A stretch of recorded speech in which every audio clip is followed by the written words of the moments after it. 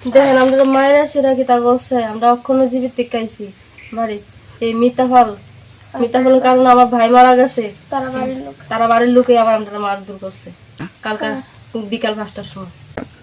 বাইরে তো নাই, বাইরের লেগে আরেকটা পার্বতী ভাই আছে মনে হচ্ছে তার দিয়ে আমার ভাই, তো তার লেগে রাখি কিনতাম গেছি। এবার রাখি কিনতাম গেছি দোকান বদ্ধ, তো এই গেমকে বোন দেখি বড় একটা সাপ্লাই তুলছে, তো তোর দেয় না গেছি আইতার সময় কিতা আমি এদিকে আইতাছি, বেরিয়ে আইতাছে, বেরিয়ে আমার চুলো ধরে এসে ঘুম পাতাই লেছি।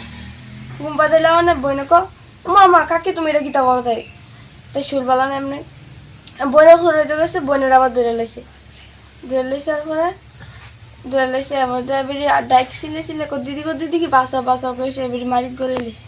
এবং তারা বাড়ির কত মানুষ এসে আমার যে এমনি ফাড়ছে এমনি মারছে দিছে, হাড্ডি ফাড়ে লেছে, এবার নাকের ভিতরে ঘুষি দিচ্ছে, নাকে দিয়ে রক্ত লয়েছে, এবার যা ড্যাসমেস যেমনি ফাড়ছে এমনি সিরিয়াল হয়েছে। এবার আমরা বাড়িতে এসে কাকা গাড়ি নিয়ে এসে বিছানার জন্য এসে বিছানার মধ্যে আমরা রেফার করে দিয়েছি হাফিনা থেকে রেফার করছে সাটার জীবন প্রশান্তি শীল 25 দিন।